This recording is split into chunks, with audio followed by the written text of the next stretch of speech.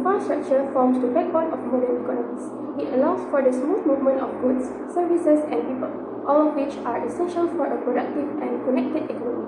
In Malaysia, infrastructure has been a key driver of economic transformation, with projects like the North-South Expressway and the Pan-Borneo Highway playing a pivotal role in national development.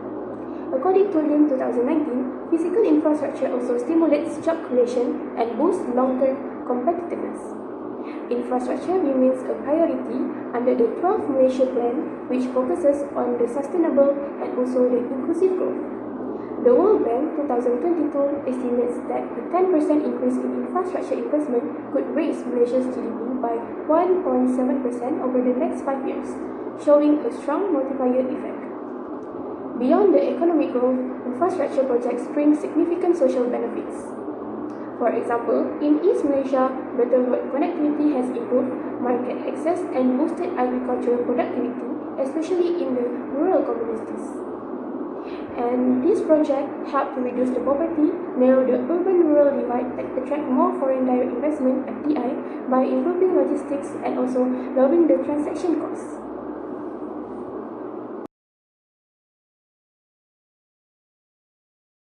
Hello everyone, my name is Stephanie Anani Benli with number matrix 102192. Today I'm going to talk about our background study. Malaysia's dynamic economy and multicultural society make it an ideal case for studying infrastructure impact. With 34 million people and diverse sectors like manufacturing and service, the country has invested heavily in projects like the Pan-Borneo Highway and 5G networks. However, just like public debt and project delay persist, this study examines key economic indicators such as gross domestic product growth, employment, and foreign direct investment from 2016 until 2024. Capturing pre-pandemic stability, COVID-19 shocks, and recovery, the finding will guide policymakers in optimizing future infrastructure investment for sustainable growth. Next slide is show about our data findings.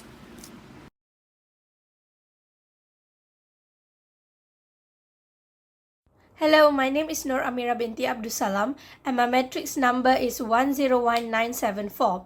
And today, I'd like to highlight some key issues impacting Malaysia's development. First, rapid urbanization has surged from 25% in 1960s to over 70% anticipated by the year 2020, placing immense pressure on housing and essential services.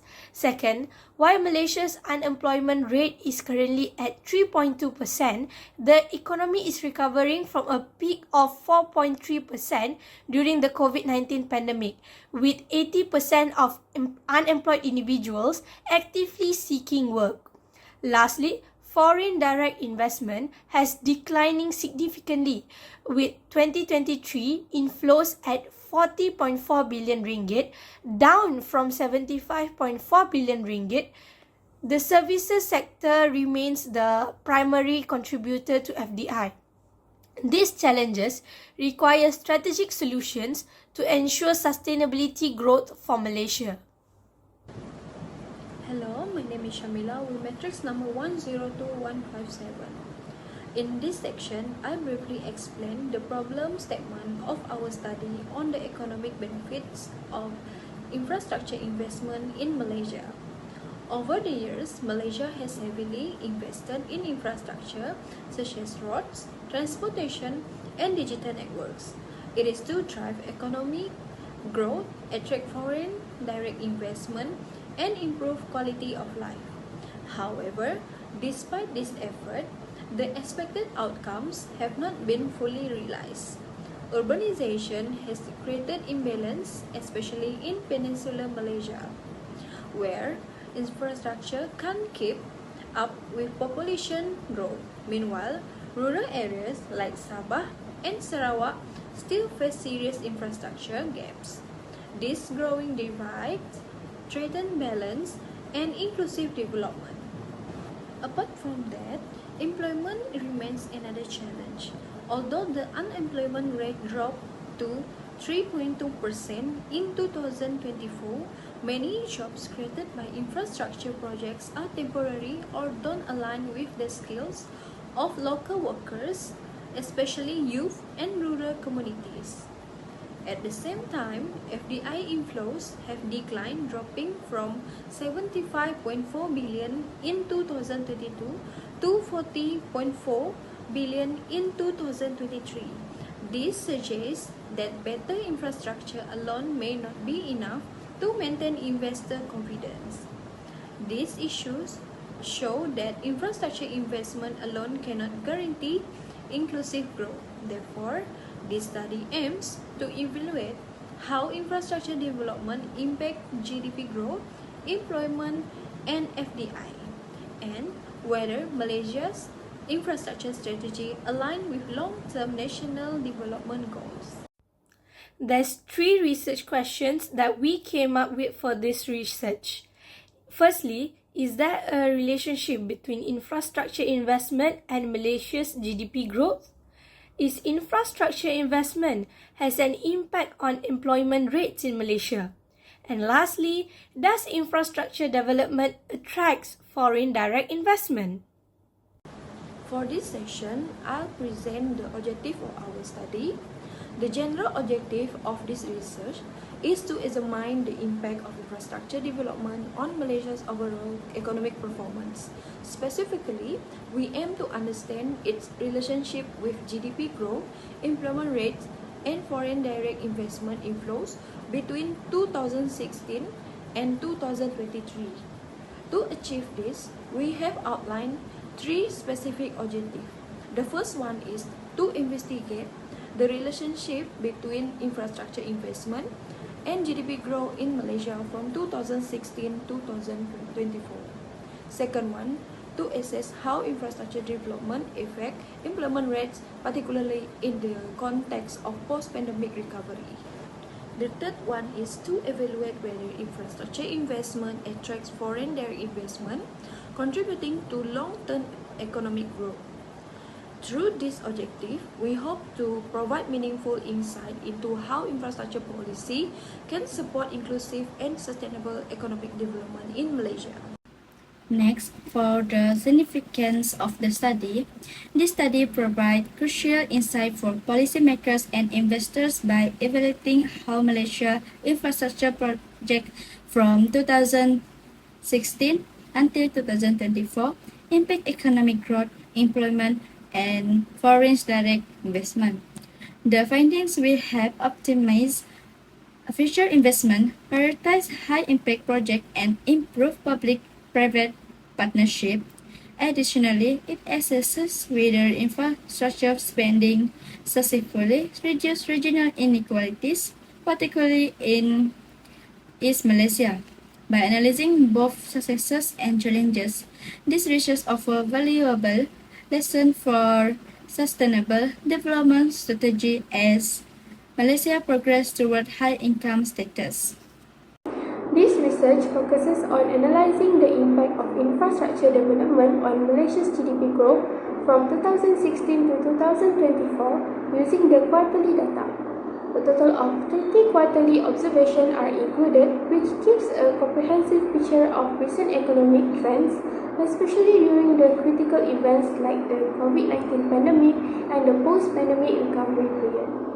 The main objective of this study is to explore the relationship between the infrastructure development and economic growth, and how the macroeconomic factors like the foreign direct investment (FDI) and the unemployment rate influence the Malaysia's GDP growth over time. This research uses secondary data obtained from the World Bank database and CEIC database, serving as their primary resources. By using the existing data sets and literature, the study applies quantitative methods to assess patterns and relationship between the variables. In terms of focus, this study is limited to the macroeconomic level. It does not include micro-level analysis of individual.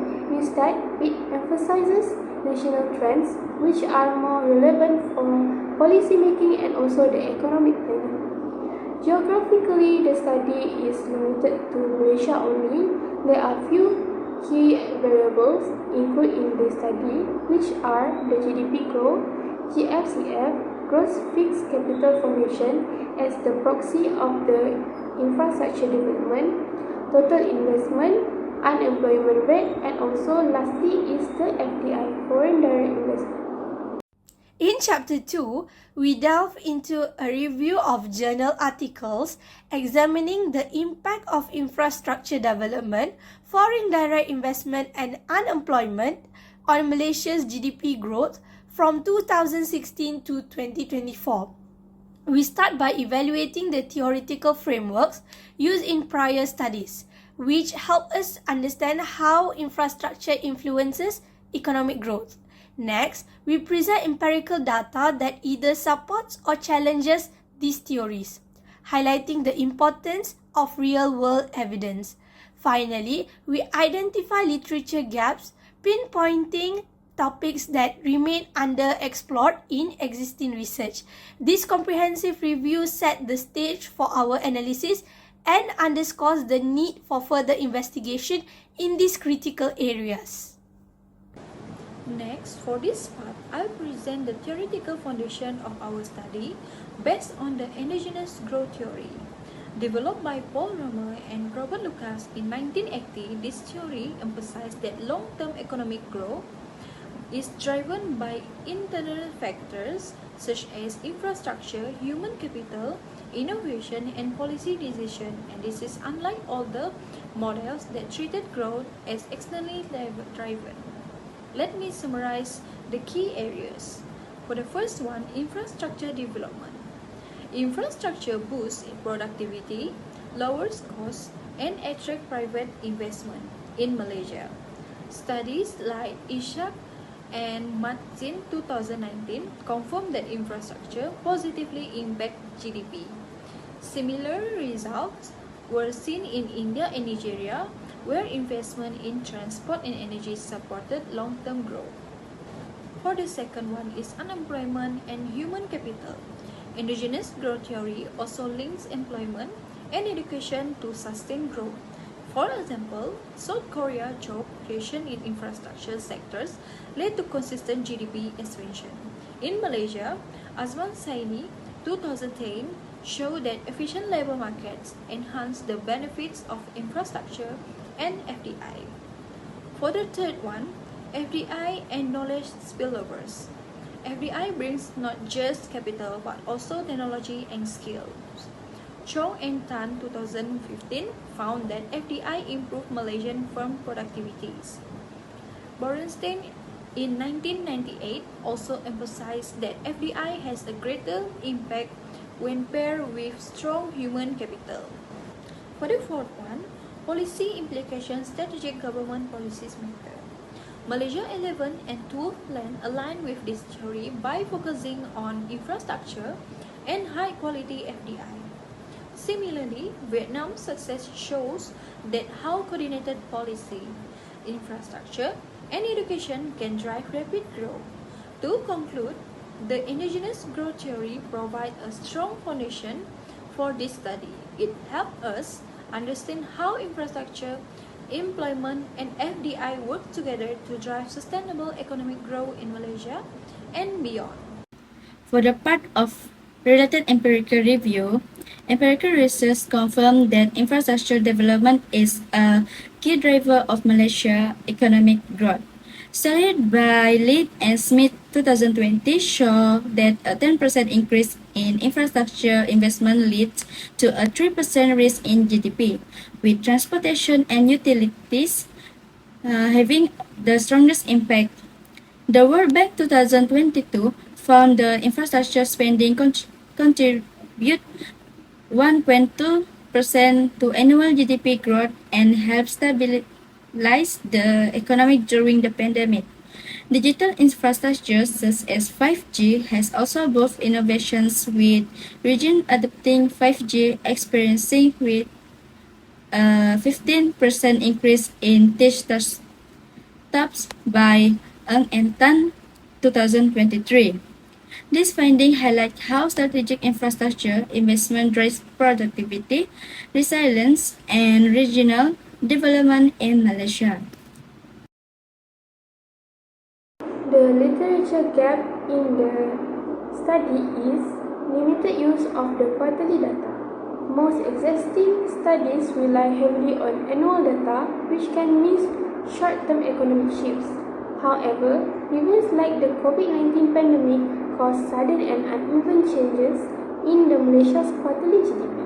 This means we're missing insights into how the infrastructure investment respond in the short term, especially during the volatile periods. And second is lack of disaggregate analysis.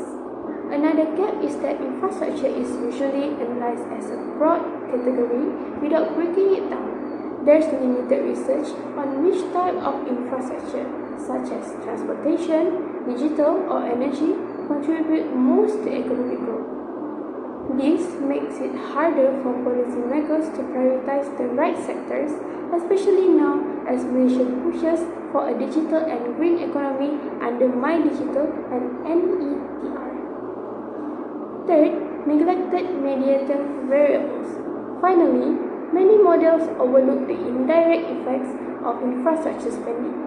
Important factors like the foreign direct investment and employment in infrastructure-related sectors are rarely included in the analysis. This could actually strengthen or reshape the link between the infrastructure and GDP and are especially relevant in the Malaysian context. This study investigates the impact of infrastructure development on Malaysia's GDP growth over the period from 2016 to 2024 using the quarterly data. We aim to understand how infrastructure, along with the total investment and unemployment, affects the economic growth across the 30 quarterly observation to analyze this relationship. We use a quantitative approach through multiple regression analysis. The model includes control variables like the total investment and unemployment to help isolate the effect of infrastructure development on the GDP growth. All data used in this study are secondary primarily from the World Bank and CEIC database, ensuring the credibility and also the consistency of the data. We apply a multiple regression model to assess the relationship among the variables. To ensure that our findings are reliable, we will run a series of diagnostic tests to confirm that the model satisfies the classical regression assumption, such as normality, homozygosity, and no multicollinearity. The result will be interpreted in light of the study's research questions and compared to the existing literature on infrastructure and growth. We are ensuring there are the limited data availability and variable selection constraints and the exclusion of qualitative factors that may influence the outcomes. Next, for the significance of the study, this study provides crucial insight for policymakers and investors by evaluating how Malaysia infrastructure project from 2016 until 2024 impact economic growth, employment, and foreign direct investment. The findings will help optimize future investment, prioritize high-impact projects, and improve public-private partnership. Additionally, it assesses whether infrastructure spending successfully reduces regional inequalities, particularly in East Malaysia. By analyzing both successes and challenges, this research offers valuable lessons for sustainable development strategy as Malaysia progresses toward high-income status. For this part, I will be presenting the theoretical framework of our study. This research is grounded in the indigenous growth theory, which states that long-term economic growth is driven by internal factors such as infrastructure, investment, human capital, and innovation, not just external force. Infrastructure is seen as productive capital. It improves efficiency, reduces costs, and supporting private investment. In Malaysia, Projects like MRT, ECRL, and the Penn-Borneo Highway show how infrastructure development has boosted GDP growth and created jobs. The theory also supports the Keynesian multiplier effect, where government spending on infrastructure stimulates greater economic output. According to the World Bank, every ringgit invested generates 2 ringgit and 10 cents in return.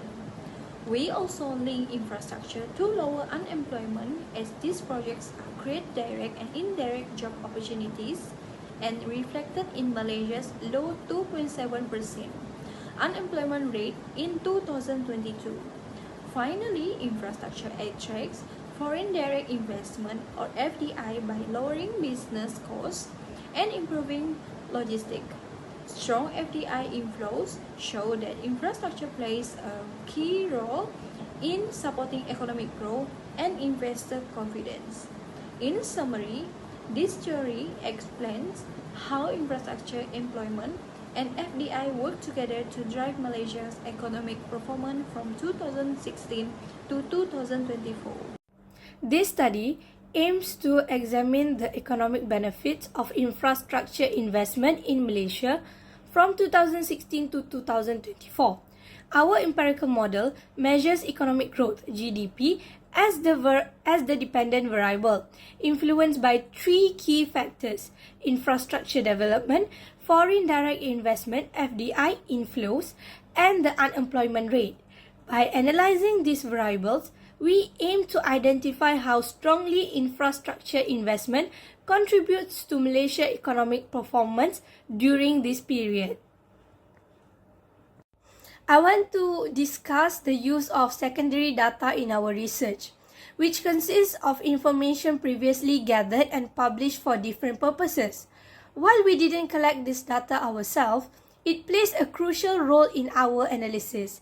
We employ the autoregressive distributed lag, which is known as ARDL approach, to explore long-term relationship between variables. Particularly useful given our small sample size of 32, the ARDL model offers flexibility by accommodating different integration orders without needing extensive pre-test. Additionally, it allows for efficient estimation of both short-run and long-run dynamics in a single equation. By using bound testing, we can conduct co-integration analysis without relying on large database, effectively addressing endogeneity issues. This makes ARDL a powerful tool in our studies.